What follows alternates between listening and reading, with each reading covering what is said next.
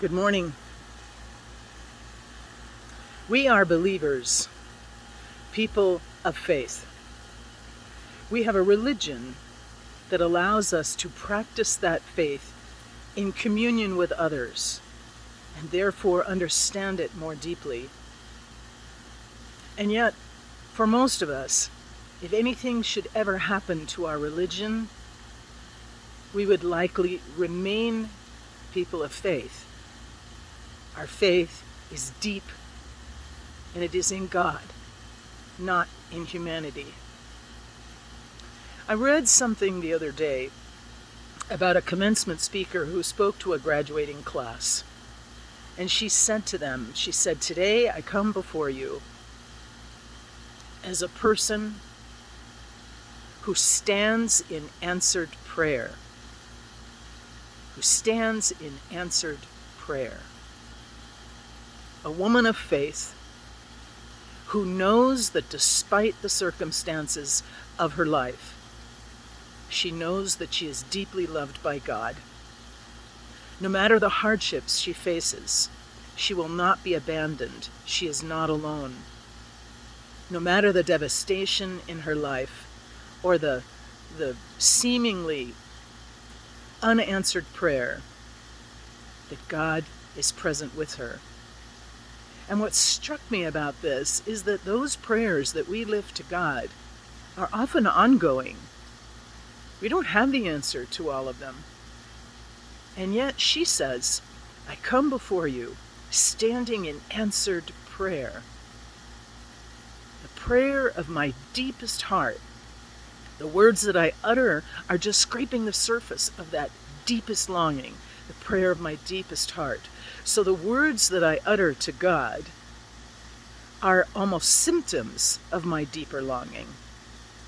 That deepest heart, my deepest prayer, has already been answered."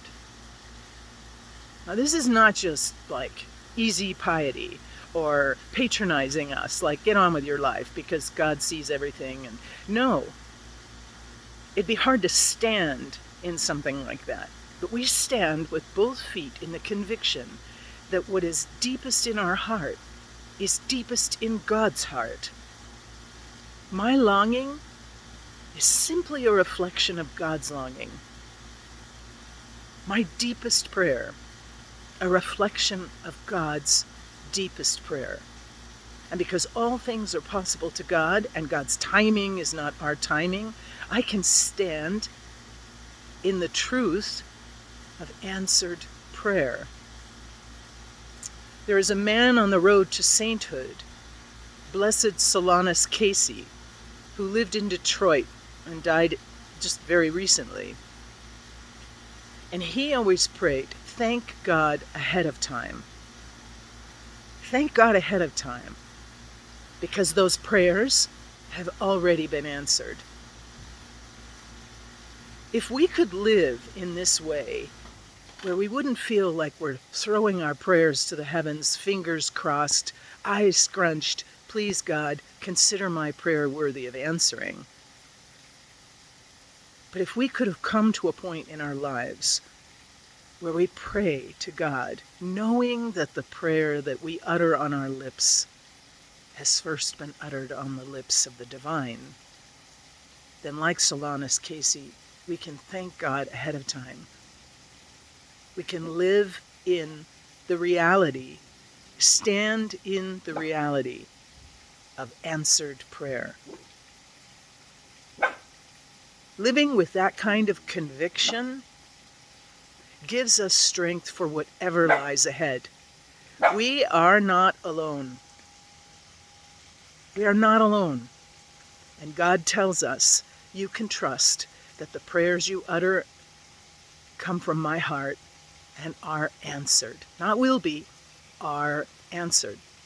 God's timing, of course, God not being a linear God, God whose day does not start at dawn and end at dusk, but is one long continuous loving of us. The prayers we utter, we can stand in confidence that they are answered already.